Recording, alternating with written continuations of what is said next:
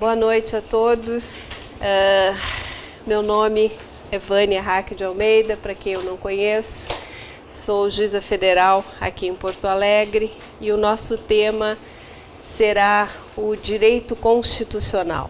Eu peço a vocês que tenham consigo a Constituição, né? Vejo que a maioria porta o vade-mecum e com isso também outros diplomas legislativos que vamos necessitar, especificamente a lei número 9.868, se quiserem anotar, para depois darem uma olhadinha se tem esse texto atualizado, a lei 9.868 de 1999, também a lei 9.882, 9882, também de 1999, e a lei 11.417, lei 11.417, que trata da súmula vinculante. Também uma outra lei mais recente, que eu ainda nem decorei o número, que é a lei número 12.562, 12.562, essa que trata da representação interventiva, 12.562, esta é mais recente, ela é de 2011, dezembro de 2011. Então, a lei 9868, a lei 9882, a lei 11.417 e esta última lei que mencionamos, que vão ser necessárias ao tratarmos do tema controle de constitucionalidade.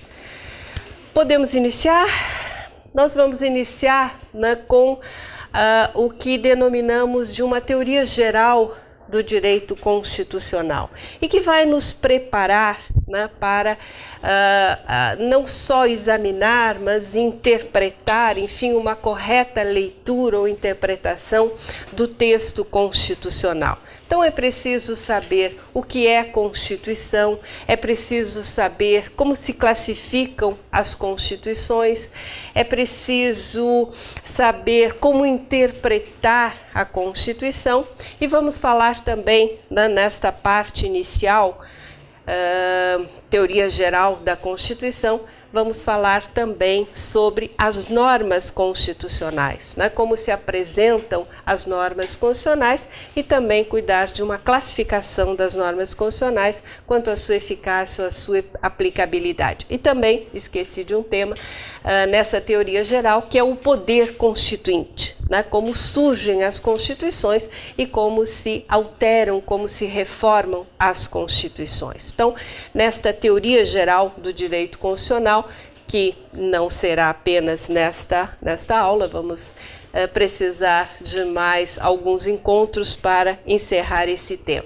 Depois nós vamos falar do controle de constitucionalidade, em que vamos examinar o controle concreto ou difuso de constitucionalidade, o controle concentrado ou abstrato de constitucionalidade, que também vai nos ocupar, não outro tanto, já que nós temos uma série de instrumentos, ação direta, ação declaratória de constitucionalidade, arguição de descumprimento de preceito fundamental. Vamos falar também da inconstitucionalidade por omissão, da ação direta de inconstitucionalidade por omissão e do mandado de injunção, tudo nesse tema controle de constitucionalidade.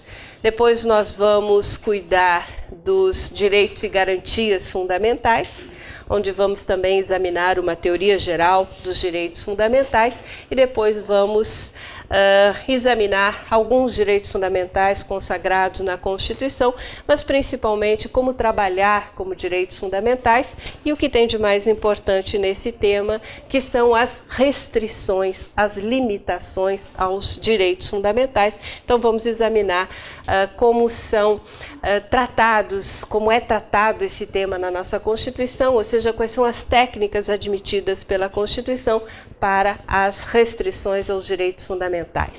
Depois nós vamos falar sobre organização do Estado, né? Quando então a estrutura do Estado, quando então falaremos sobre a separação dos poderes, e aí desenvolveremos o poder legislativo, o poder executivo e o poder judiciário. Vamos falar também sobre forma de governo, a forma republicana de governo, e ao final vamos cuidar das chamadas ações constitucionais, né?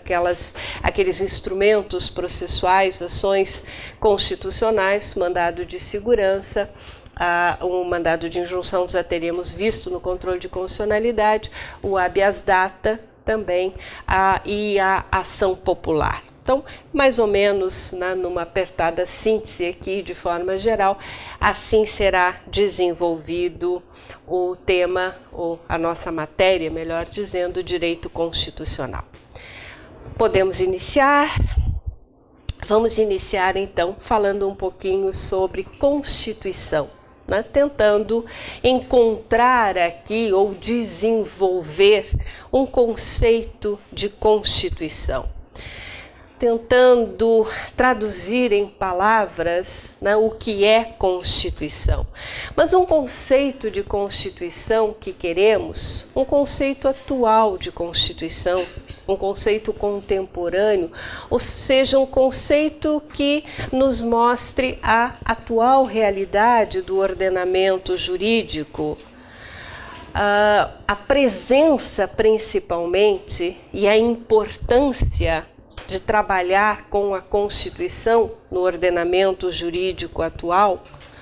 E eu digo isso porque nós temos uma posição, podemos dizer assim, ou uma dimensão hoje um pouco diferente do que tínhamos em momentos anteriores sobre Constituição. A Constituição, que num primeiro momento, claro, nós sabemos que é na Constituição que vamos buscar a estrutura, e assim sempre foi, que vamos buscar a estrutura fundamental, os princípios fundamentais de um Estado. Mas num primeiro momento, esse documento contendo a estrutura fundamental do Estado, que carecia de uma força normativa. Vejam que há algum tempo atrás dificilmente encontraríamos uma decisão judicial fundada, né, ou fundamentada ou motivada num dispositivo da Constituição.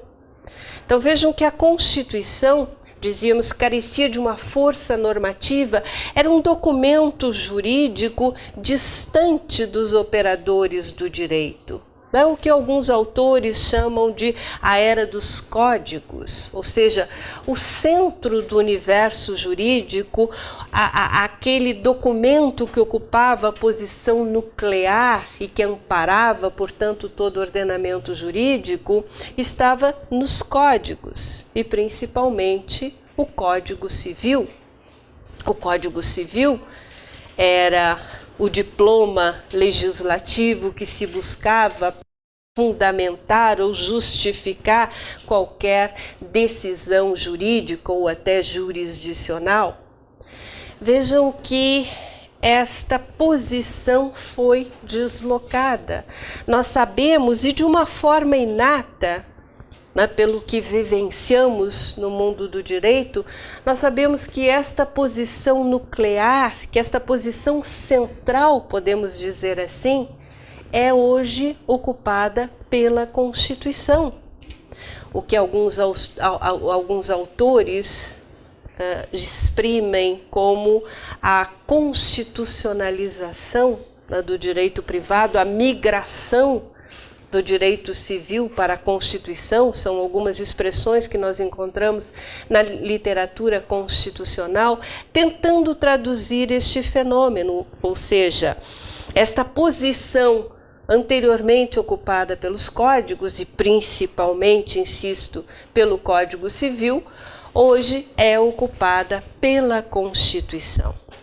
E a Constituição, com os seus princípios, né, os princípios constitucionais, que também receberam um conteúdo normativo, que também configuram-se em normas jurídicas dotadas, portanto, de imperatividade. E aí é que nós precisamos refletir um pouquinho para entender, ou como dizíamos há pouco, para encontrar ou desenvolver um conceito atual de Constituição, um conceito que nos permita afirmar hoje isso é Constituição. É preciso entender ou é preciso apontar o que faremos a seguir, o que aconteceu.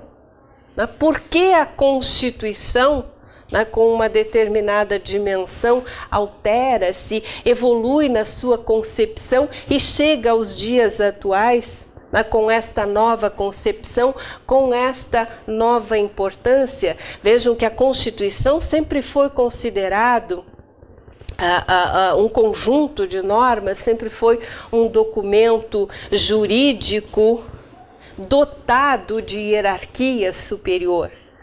Mas hoje, além desta hierarquia superior, nós temos esta posição central ou nuclear ocupada pelas constituições.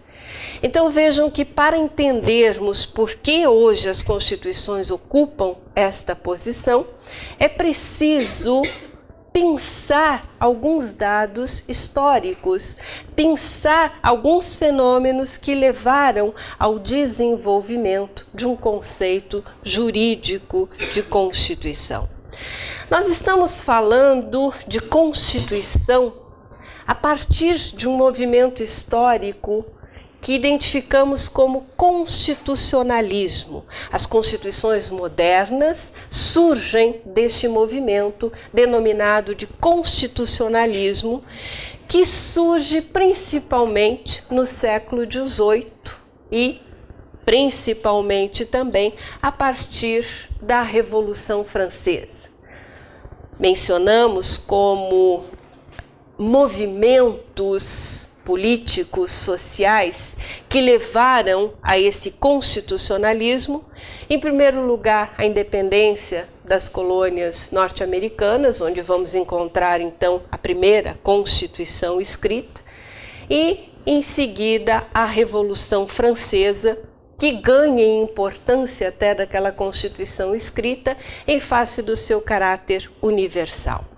Para tanto, importa também referir as revoluções inglesas, que levaram à independência das colônias norte-americanas e a própria Revolução Francesa, ou seja, não são movimentos isolados, estão interligados. Mas é a partir desses três dados históricos, podemos assim dizer, que falamos de um constitucionalismo. Por isso vocês vão encontrar os autores falando em três ciclos históricos: o ciclo inglês, que vai compreender então essas revoluções, as revoluções inglesas, isso ainda no século XVII, 1640 a 1688 principalmente.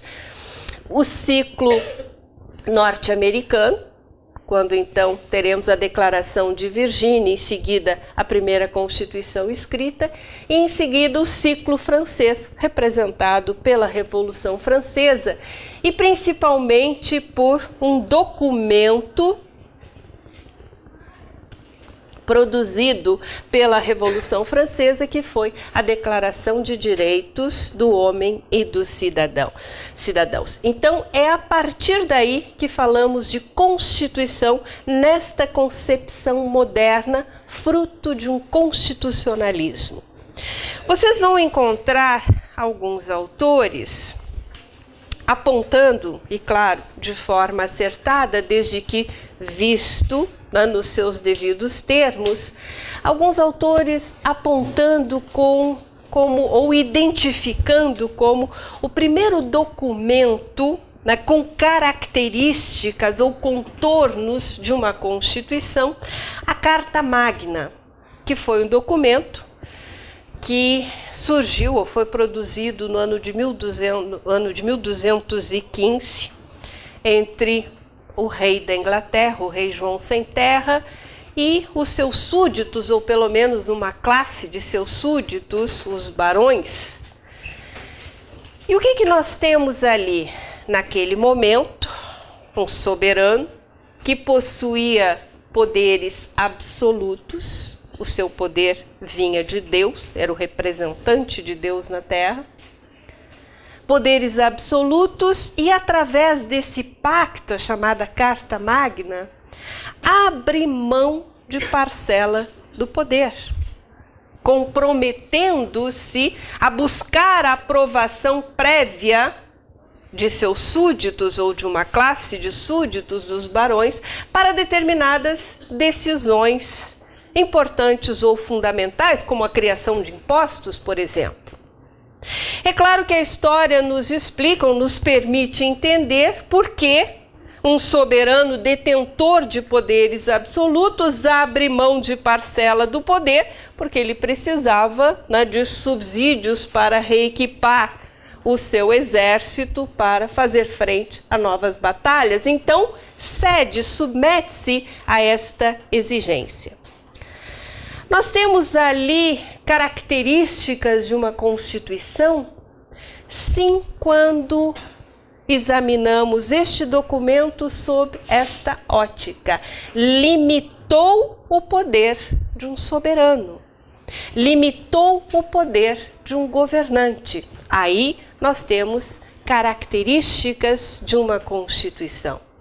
Mas não foi uma Constituição, porque ali o que nós temos é um pacto, um contrato firmado entre as partes contratantes, podemos dizer assim. A primeira Constituição nós vamos encontrar em 1787, nos Estados Unidos, quando então temos um preâmbulo em que encontramos a seguinte expressão inaugural: nós, o povo. Então, agora sim, um documento firmado por todo o povo através de seus representantes. Então, a primeira Constituição escrita em 1787, isto no momento da independência norte-americana. Em seguida, 1789, a Revolução Francesa, dizíamos que produz um documento, a Declaração de Direitos do Homem e do Cidadão, que no seu artigo 16, mencionado por todos os autores, dizia o seguinte: não tem Constituição o Estado que não assegure a separação dos poderes e que não consagre direitos fundamentais. Separação dos poderes e direitos e garantias fundamentais, que sabemos sempre foram os dogmas mais importantes, fundamentais de todas as constituições em toda a sua história. Separação dos poderes e direitos e garantias fundamentais, e dizia a Revolução Francesa, sem isso não há Constituição. Separação dos poderes, quando falamos ou pensamos em separação dos poderes, logo nos vem à mente a doutrina clássica de Montesquieu, que dizia que o Estado exerce 3 funções, não é assim? Que o Estado legisla, editando as normas gerais, abstratas e impessoais, que o Estado administra, aplicando aquelas normas no seu governo, que o Estado julga, aplicando também aquelas normas e afastando os litígios, dirimindo as controvérsias. E Montesquieu dizia que estas funções devem ser atribuídas a órgãos distintos, que chamamos de poderes. Um órgão vai legislar, outro órgão vai administrar e um terceiro irá julgar. A lei, o ato administrativo e a sentença.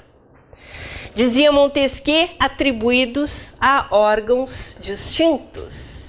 E de qualquer forma, não de uma forma exclusiva ou privativa, e sim de forma preponderante, são as chamadas funções típicas e atípicas, que conhecemos nesta doutrina da separação dos poderes. Ou seja, um órgão, além de exercer a sua função típica institucional, exerce também, autorizado pela Constituição, outras funções. Sabemos que o Legislativo também julga, que o Executivo também legisla. E estas funções ditas atípicas, elas consistem em mecanismos de interferência de um poder em outro poder. Um poder fiscalizando o outro poder. E aqui chegamos aonde queríamos com esta explanação, ou seja, o princípio da separação dos poderes tem também uma meta, uma missão primordial, que é limitar o poder estatal.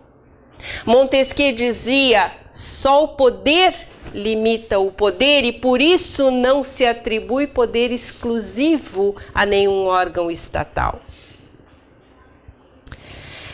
A Revolução Francesa dizia: separação dos poderes e direitos e garantias fundamentais, que surgem exatamente naquele momento histórico, quando os indivíduos passam a se auto-intitular cidadãos.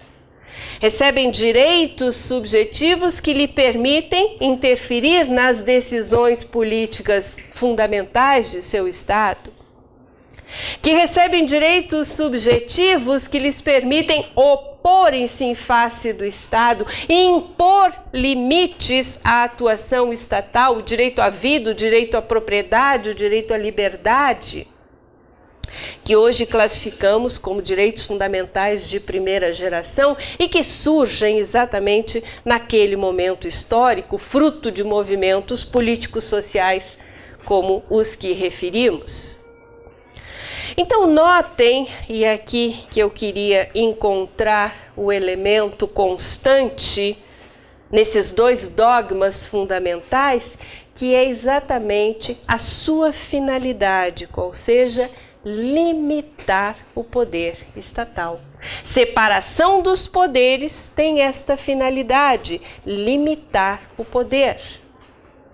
Limita-se o poder através dos direitos e garantias fundamentais de outro lado. Por isso, não há Constituição sem separação dos poderes e direitos e garantias fundamentais. Identificamos, então, os princípios fundamentais, identificamos, então, a finalidade, o que faz surgir a Constituição, e aí passam-se a exigir constituições escritas até como forma de garantia desta limitação ao poder, constituições rígidas, constituições formais, constituições escritas, documentos solenes assinados pelo povo, por seus representantes, chamados de Constituição. E a partir daí falamos de um constitucionalismo. O que era a Constituição nesse momento inaugural de um constitucionalismo, sempre fazendo esta ressalva? Constituição era aquele documento que continha os princípios fundamentais, a estrutura fundamental do Estado, mas principalmente separação dos poderes e direitos e garantias fundamentais. Naquele momento, direitos e garantias fundamentais, apenas o que hoje classificamos como primeira geração ou primeira dimensão, os direitos de defesa, os direitos de oposição, aqueles que permitem aos cidadãos exigir do Estado um não ultrapassar limites, que impõem um não fazer, um não ultrapassar esses limites aos governantes. Separação dos poderes e direitos e garantias fundamentais. Estas são as chamadas ou classificadas constituições garantistas, né? Constituições que surgem com esta finalidade, principalmente consagrando direitos e garantias fundamentais. Num primeiro momento, até podemos apontar diferentemente que as constituições o que tinham de mais importante, o pilar fundamental, podemos assim referir, estava no princípio da separação dos poderes. E as constituições mantêm esta concepção até o início do século passado, mais precisamente até a segunda década do século passado. Ou seja, enquanto o Estado mantinha a sua concepção liberal, o Estado que não intervinha na economia, Constituição era isso. Um conjunto de normas que definia a estrutura fundamental do Estado, e aí falamos de forma de Estado, de forma de governo, de separação dos poderes, de como se adquire e como se exerce o poder em um determinado Estado, e aquela cláusula constante final. Em todo o conceito clássico de Constituição, na última parte nós vamos encontrar esta cláusula. E como se limita o poder? Repito, Constituição então era um conjunto de normas que regulava a forma de Estado, a forma de governo, a separação dos poderes, como se adquire e como se exerce o poder naquele Estado, e a cláusula final constante em todos os conceitos que encontramos, e como se limita o poder neste Estado. E limita-se o poder neste Estado, dizemos nós, através de um catálogo de direitos e garantias fundamentais. Pois bem, até o início do século passado, segunda década mais precisamente, assim mantém-se as constituições. Constituições dotadas de uma mínima normatividade. Constituições, podemos dizer que não se impunham, não fazia parte, como dizíamos há pouco, do dia a dia dos juristas. Era um documento distante, quase que uma carta política meramente.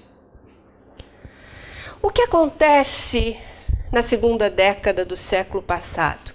Outros movimentos sociais, revoluções, desde a Revolução Mexicana, a Primeira Grande Guerra Mundial, logo em seguida, a Revolução Russa, principalmente uma outra revolução, embora não armada, mas uma revolução naquilo que a expressão significa, ou seja, revolver a situação anterior, que foi a Revolução Industrial. E o que acontece com a Revolução Industrial? A opressão ao trabalhador. O trabalho desumano de mulheres, crianças em indústrias, né? Pensamos naqueles filmes que assistimos de tecelagens na Inglaterra, em que os pedaços de algodão voam pela sala sem uma janela, sem uma ventilação, as doenças de pulmão, portanto, proliferando. E nesse momento o Estado passa a se preocupar, ou a preocupar-se com esta situação. E toma para si algumas tarefas que, num Estado liberal, eram entregues à iniciativa privada. A Seguridade Social, a Previdência Social, a saúde dos trabalhadores. Falamos então neste momento de direitos sociais, que hoje classificamos como uma segunda geração ou dimensão de direitos fundamentais, os direitos sociais, mais tarde os direitos econômicos e culturais nesta segunda geração. Mas vejam que neste momento histórico, ao Estado não basta mais exclusivamente não fazer, não ultrapassar aqueles limites impostos em uma Constituição. Agora o Estado precisa fazer, promover o bem-estar dos cidadãos, o chamado Estado Social ou Estado do bem-estar, que impõe tarefas ao Estado. Não basta mais não fazer, agora é preciso fazer, desenvolver políticas públicas, sociais e econômicas para garantir esse bem-estar. Esta segunda geração de direitos fundamentais que ingressa no texto constitucional, mais uma vez como forma de garantia desse novo compromisso estatal.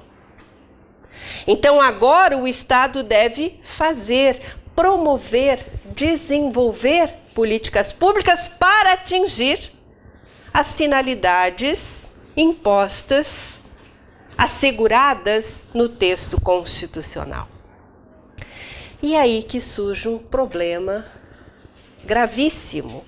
Como impor, como exigir do Estado este fazer?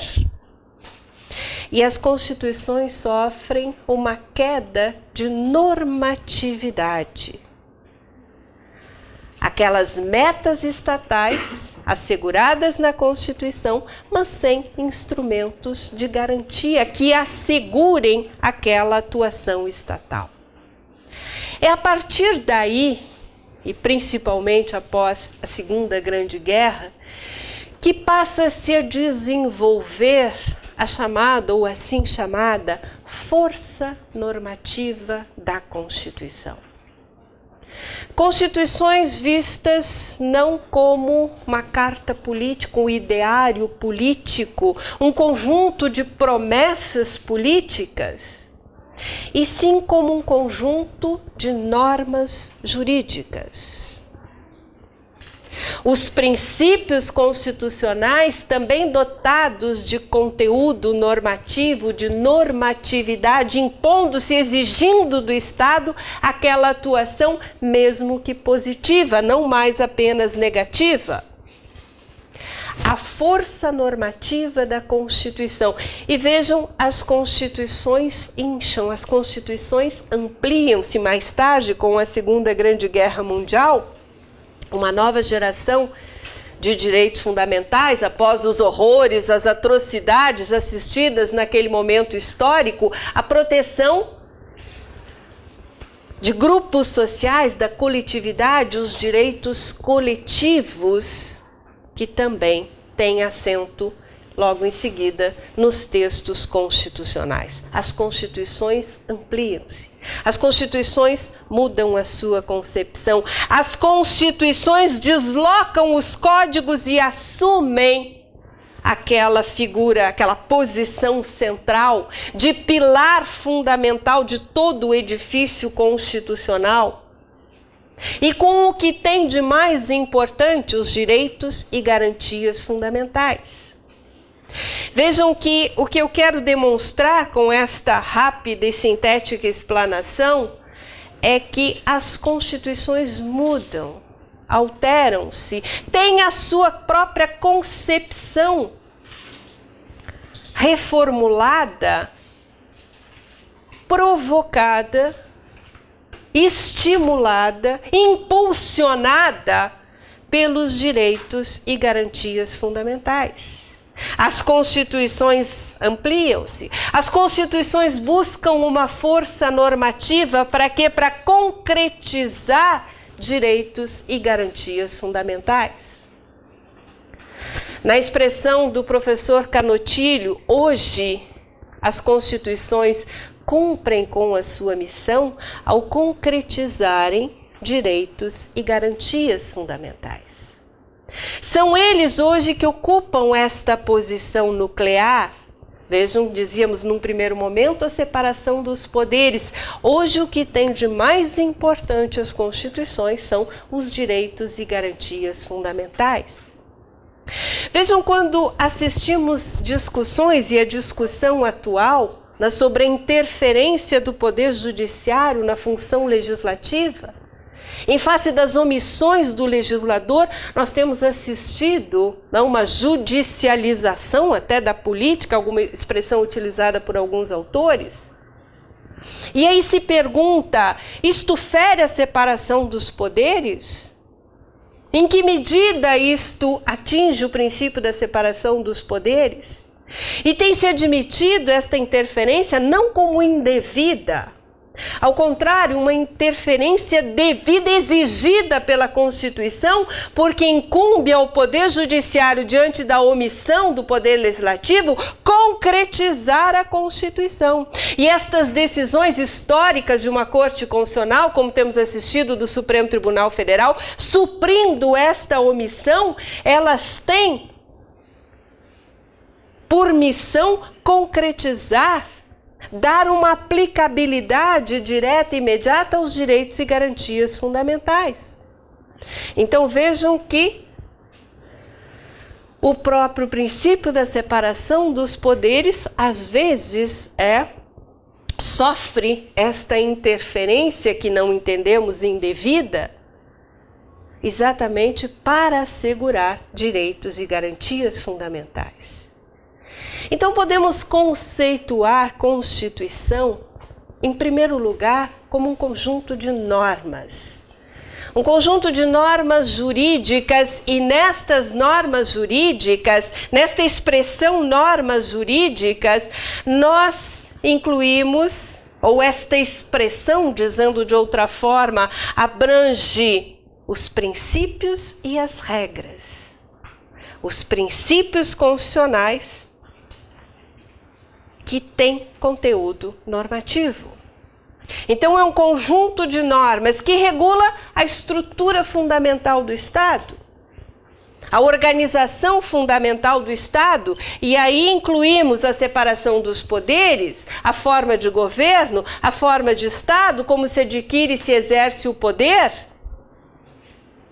mas principalmente, e agora, aquela cláusula final que encontrávamos nos conceitos clássicos originários de Constituição, que dizia como se limita o poder,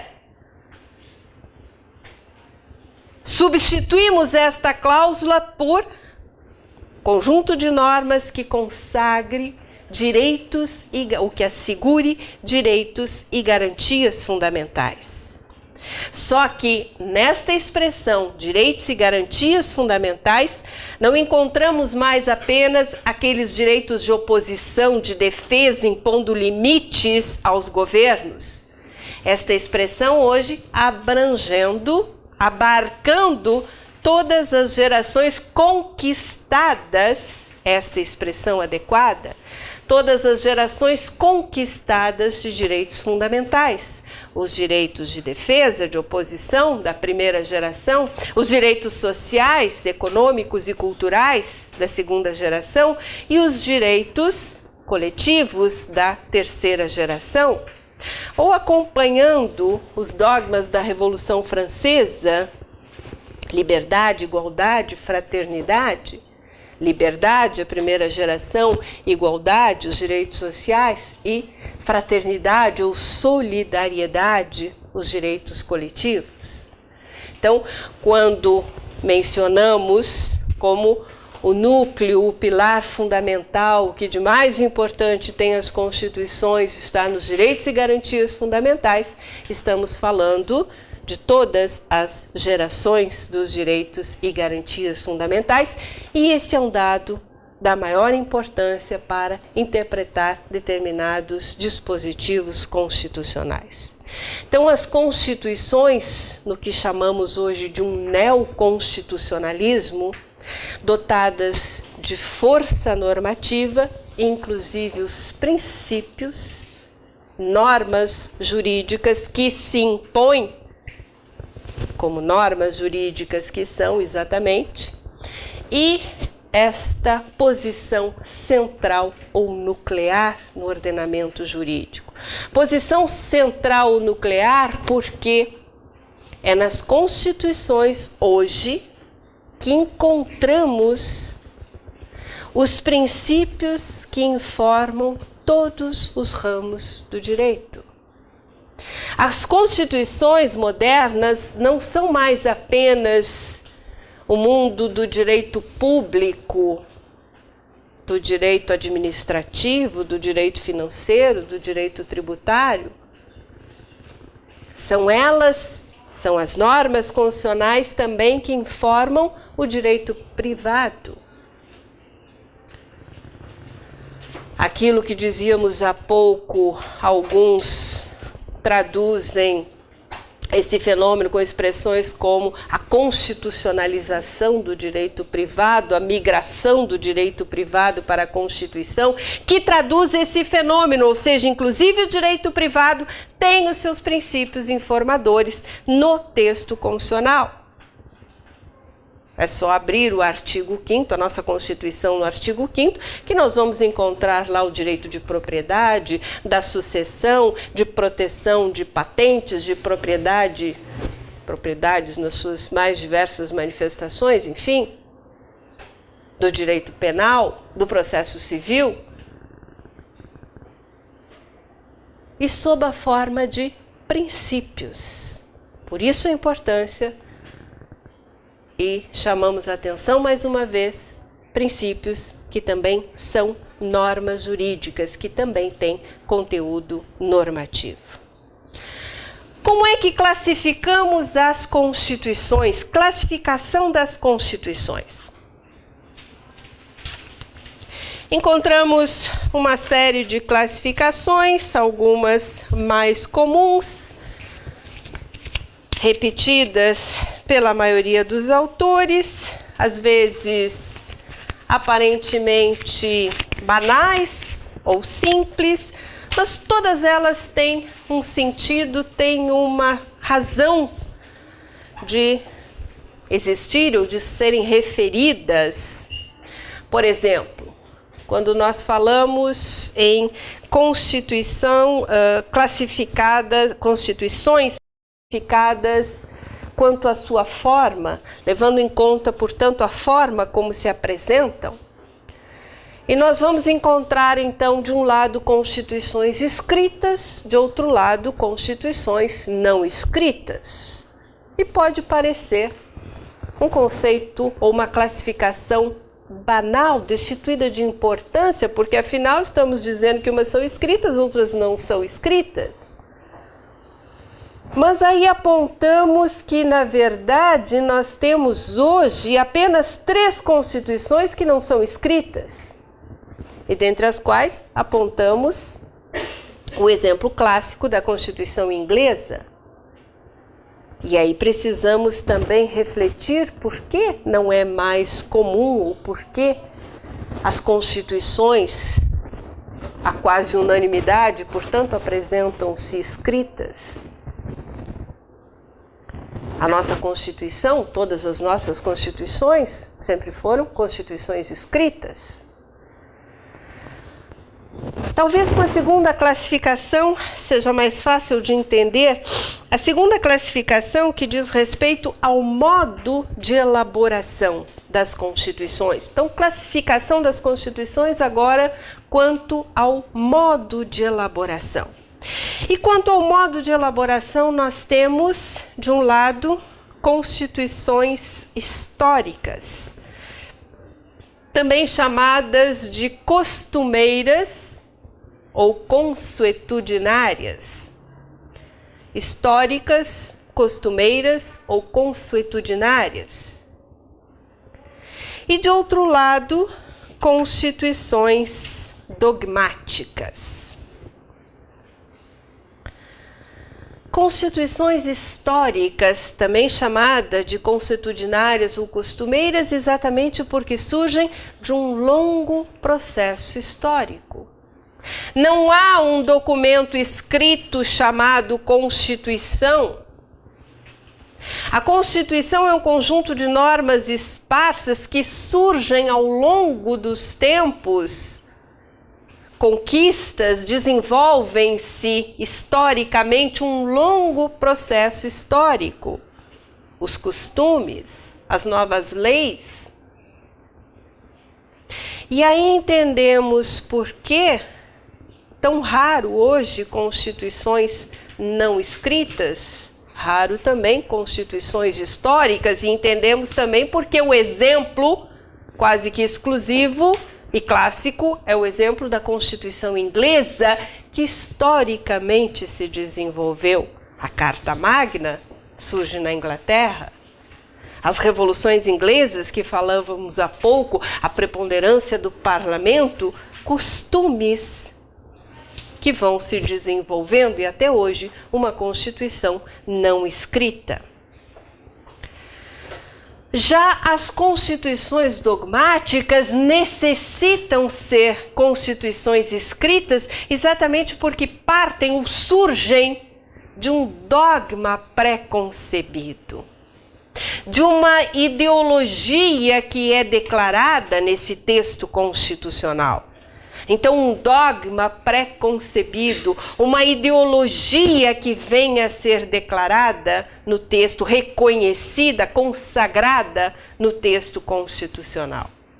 Dizíamos, a nossa Constituição, uma Constituição escrita e é uma Constituição dogmática. Vejam o preâmbulo da nossa Constituição. Quem tiver a Constituição à mão, eu peço que acompanhe comigo esta leitura.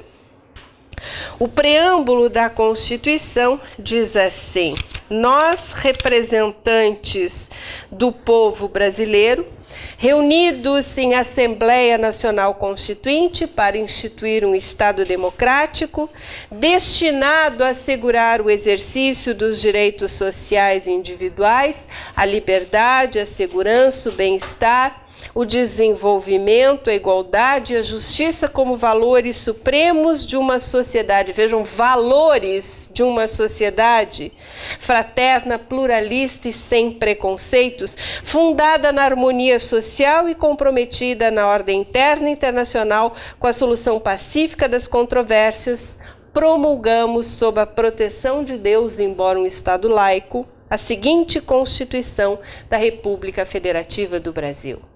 Então vejam esses valores, esses dogmas consagrados por um legislador constituinte, exatamente postos no preâmbulo, dirigindo o texto constitucional, a interpretação do texto constitucional, ou seja, o texto constitucional tem por missão consagrar, concretizar esses dogmas aqui declarados. Isto nos leva, inclusive, a uma ressalva de uma afirmação que fazíamos há pouco, dizíamos, Constituição é um conjunto de normas jurídicas. Temos agora que fazer esta ressalva. Nem tudo na Constituição tem conteúdo normativo, nem tudo é norma jurídica. O que não é uma norma jurídica? O preâmbulo. No entendimento do Supremo Tribunal Federal, o preâmbulo não é norma. O preâmbulo não tem conteúdo normativo. Quando é que o Supremo disse isso? Ele disse isso numa ação direta de inconstitucionalidade que foi proposta porque dizia-se que a norma de um determinado estado, se eu não me engano era o estado do Acre, de uma constituição estadual, de uma constituição daquele estado, feria o preâmbulo da Constituição. Por conta disso, foi proposta uma ação direta de inconstitucionalidade em que se postulava o que? Declarar a inconstitucionalidade da norma da Constituição estadual porque feria o preâmbulo da Constituição Federal. Esta ação direta de inconstitucionalidade que teve a sua petição inicial indeferida. Indeferimento motivado pela impossibilidade jurídica do pedido. Disse o Supremo, o preâmbulo não é norma. Se o preâmbulo não é norma, não serve de parâmetro normativo para um controle de constitucionalidade. Então, impossibilidade jurídica de uma ação direta de inconstitucionalidade porque um determinado dispositivo legal ou constitucional, no caso, estadual, fere o preâmbulo da Constituição. E aí indagamos, então qual o papel, qual a finalidade deste preâmbulo? Esta declaração de valores, de dogmas concebidos pelo Constituinte, tem uma função importante, sim. Uma função interpretativa. O texto constitucional deverá ser interpretado no sentido de alcançar, atingir, concretizar estas metas ou esses valores aqui declarados. Então, uma função interpretativa. Interessante até mencionar, porque na discussão que se travou no Supremo Tribunal Federal sobre se o preâmbulo tinha ou não tinha conteúdo normativo, lá pelas tantas o ministro diz assim, bom, se o preâmbulo é uma norma e ela foi promulgada sob a proteção de Deus, então Deus está obrigado a proteger a nossa Constituição, porque existe uma norma jurídica que lhe determina esta função, né? Então, esse é um dos aspectos que acabou sendo discutido naquela ação direta de inconstitucionalidade. Pois bem, voltando então à nossa classificação, as classificações da Constituição, uma outra classificação que fazemos é quanto à origem das Constituições. Então, agora levando em conta ou levando em consideração a origem das Constituições. E nós temos então, de um lado, constituições outorgadas e, de outro lado, constituições promulgadas. Então, duas espécies de constituições, levando em conta a sua origem, promulgadas e outorgadas. Constituições outorgadas são aquelas impostas, aquelas que em sua elaboração não encontramos participação popular.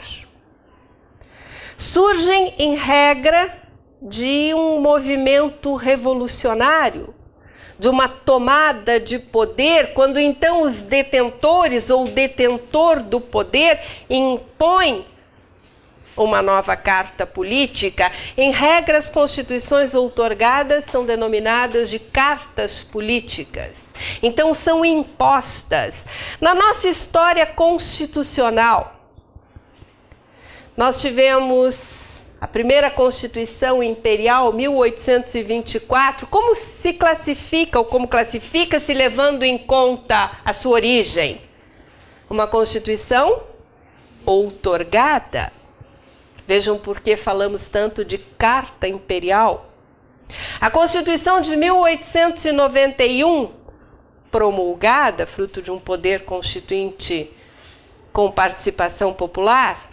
A Constituição de 1934, também promulgada. A Constituição de 37, outorgada. A Constituição de 46, promulgada. A Constituição de 67, sua emenda número 1 de 69, outorgada. E a Constituição de 88, não temos nenhuma dúvida de apontar que foi promulgada. As constituições ditas, então, promulgadas, também chamadas de constituições populares ou democráticas. Constituições promulgadas, populares ou democráticas, exatamente porque na sua elaboração nós vamos encontrar a participação popular, em regra, de forma indireta, de forma representativa. Repito, em regra, de forma indireta, representativa, representantes do povo que se reúnem com esta missão de elaborar uma Constituição. Vejam mais uma vez o preâmbulo da nossa Constituição.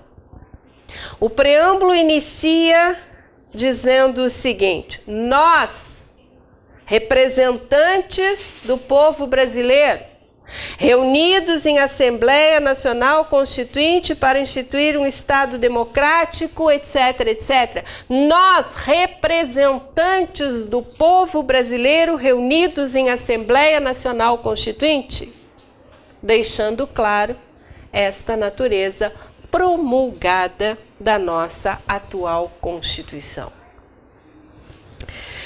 Uma outra classificação que leva em conta agora o conteúdo das Constituições, o conteúdo normativo das Constituições.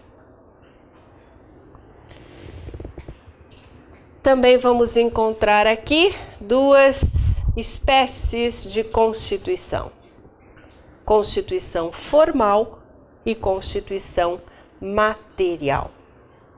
Constituição formal e Constituição material.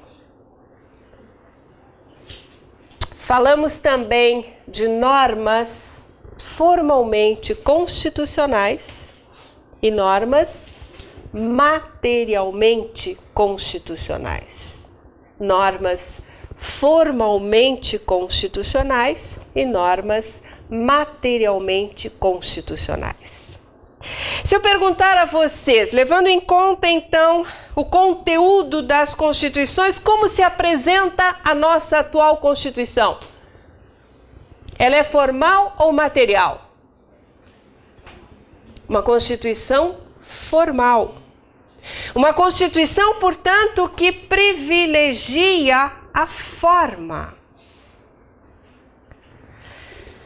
Sabemos que a nossa Constituição compõe-se de 200 e tantos artigos no texto permanente, mais dispositivos que compõem o chamado Ato das Disposições Constitucionais Transitórias, o ADCT. E nós abrimos a nossa Constituição, seja no texto permanente, no texto transitório, enfim, em qualquer dispositivo, em qualquer, capítulo ou título, pensamos um dispositivo qualquer e falamos, estamos em face de uma norma constitucional. E por que dizemos isso? Estamos diante de uma norma constitucional porque ela está na Constituição.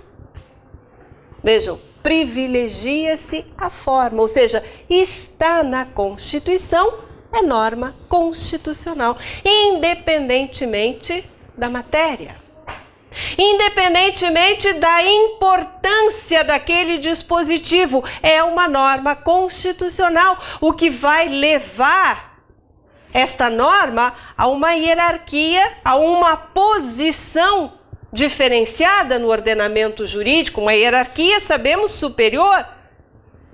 Hierarquia de norma constitucional, que naquela pirâmide que por ficção representa o ordenamento jurídico, as normas constitucionais estão onde? Estão no ápice da pirâmide. Comumente nós usamos a seguinte expressão: normas constitucionais ou normas infraconstitucionais, deixando claro que o que não está na Constituição é hierarquicamente inferior. Então vejam, em uma Constituição como a nossa, formal, em que se atribui característica ou natureza constitucional a tudo que está na Constituição pelo simples e só fato de estar na Constituição, isto tem consequências da maior relevância. Em primeiro lugar, podemos afirmar, não há dentro da Constituição normas superiores e normas inferiores. Nós encontramos em face de outras normas aquela hierarquia inferior que mencionávamos há pouco, normas constitucionais e normas infraconstitucionais, mas dentro da Constituição, e isto vale tanto para o texto permanente quanto para o texto transitório, todas as normas são dotadas de igual hierarquia, hierarquia de norma constitucional. Aqui eu gostaria que vocês lessem uma decisão do Supremo Tribunal Federal que foi proferida na ação direta de inconstitucionalidade número 815, ADI número 815. Esta ação foi proposta pelo governador do estado do Rio Grande do Sul logo após a promulgação da Constituição de 1988. E ele ingressou com esta ação, pedindo então ao Supremo a declaração de inconstitucionalidade do artigo 45 da Constituição Federal. O artigo 45 trata da Câmara dos Deputados, da composição da Câmara dos Deputados. A Câmara dos Deputados compõe-se de representantes do povo, eleitos pelo sistema proporcional em cada estado, território e Distrito Federal. Proporcionalidade em relação aos habitantes. E logo em seguida o parágrafo 1º e 2º fala do número de deputados. O governador do estado, então, pediu a declaração de inconstitucionalidade desse dispositivo, porque, dizia ele, estava contrariando o artigo 60, parágrafo 4º, inciso 1º da mesma Constituição. Artigo 60, estamos lá no capítulo que cuida das emendas à Constituição. E no parágrafo 4º vamos encontrar as chamadas cláusulas pétreas. Aquelas matérias que não podem ser objeto de reforma na Constituição. E o parágrafo 4º diz, então, não será objeto de deliberação proposta de emenda tendente a abolir, primeiro, a forma federativa de Estado. Então, disse o governador do estado, o artigo 45 fere a forma federativa porque aquela proporcionalidade não é observada, porque nós temos, por exemplo, no estado do Acre, no estado de São Paulo, quase o mesmo número de representantes do povo, então o equilíbrio federativo está sendo agredido. E como a forma federativa de Estado é cláusula pétrea, é uma norma que vem a tese. É uma norma hierarquicamente superior. E se nós temos uma norma inferior agredindo a norma superior, a norma inferior é inconstitucional. Esta foi a causa de pedir na ação direta de inconstitucionalidade número 815. Proposto, o Supremo Tribunal Federal examinou o pedido e, mais uma vez, indeferiu a petição inicial. E, mais uma vez, mesmo fundamento, impossibilidade jurídica do pedido. E dois foram os fundamentos. Um nos interessa agora, o outro examinaremos em outro momento.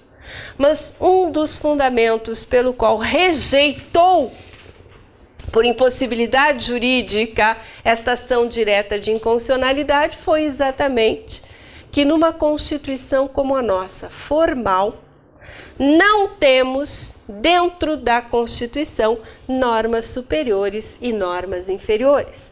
Todas as normas são dotadas de igual hierarquia. Então, não existe uma inconstitucionalidade dentro da Constituição, pelo menos em face do texto originário, mais tarde falaremos sobre isso.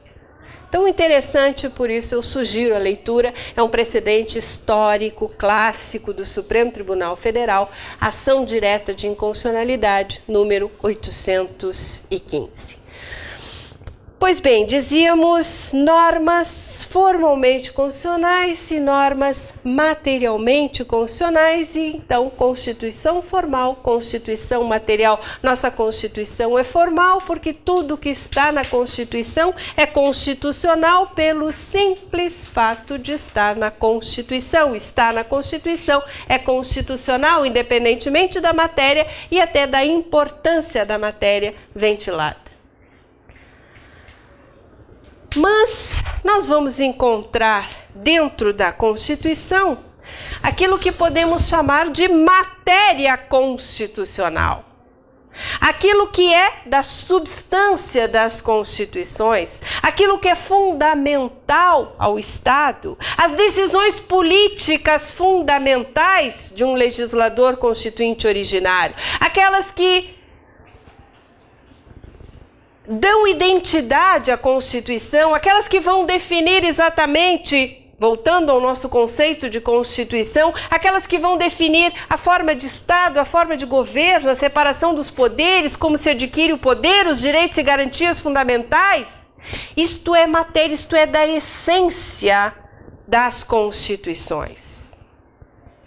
Por isso que mesmo numa Constituição formal como a nossa, nós vamos encontrar algumas normas que, além de formalmente constitucionais, são também materialmente constitucionais, porque além de estarem na Constituição, inseridas nesse documento chamado Constituição, elas estão tratando de matéria essencial, fundamental aos estados daquela organização política.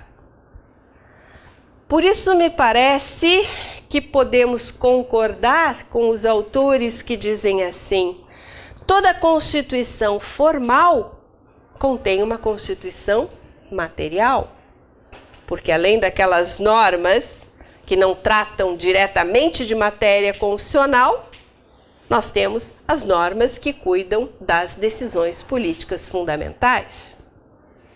Se eu perguntar a vocês, por exemplo, como é que classificam o artigo 2º da nossa Constituição? Artigo 2º trata da separação dos poderes, são poderes da União independentes e harmônicos entre si, o legislativo, o executivo e o judiciário. Eu pergunto, essa é uma norma formal, porque está na Constituição, mas também materialmente constitucional, porque uma norma fundamental, uma norma que diz respeito à estrutura fundamental do Estado. Então, formal e materialmente constitucional. Mas se eu perguntar a vocês, como classificam neste cenário o parágrafo 1º do artigo 242 da Constituição Federal? Artigo 242, parágrafo 1º, que diz, parágrafo 2º. Parágrafo 2º do artigo 242, que diz assim: o Colégio Pedro II, localizado na cidade do Rio de Janeiro, será mantido na órbita federal. É uma norma constitucional?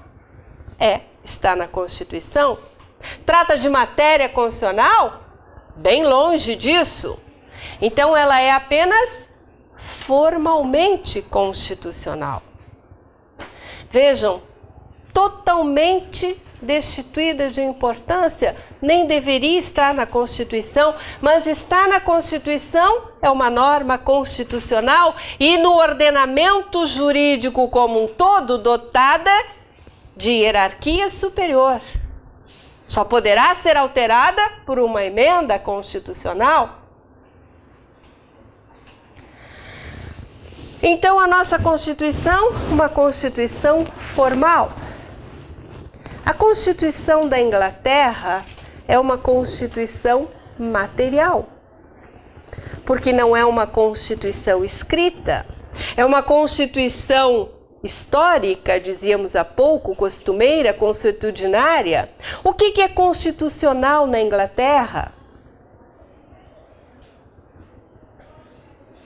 As leis que tratam de matéria constitucional. A Constituição é um conjunto de documentos esparsos, leis ordinárias, decisões que tratam de matéria constitucional. Então, só é constitucional o que é materialmente constitucional.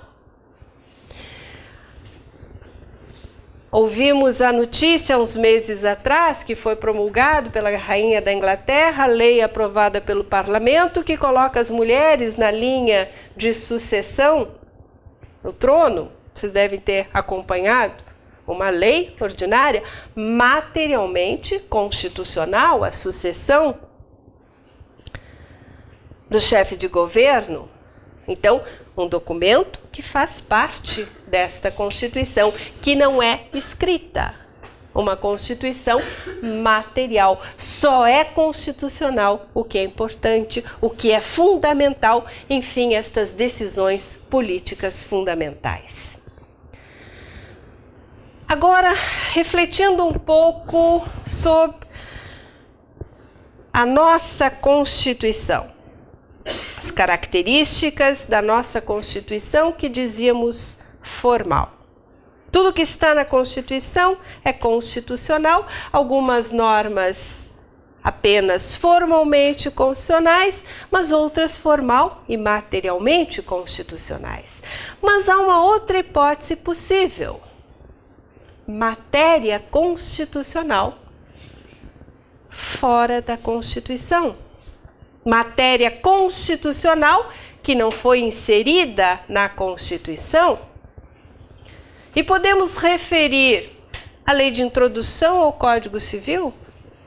O que é aquilo? É uma lei ordinária, mas a matéria ali versada é matéria constitucional.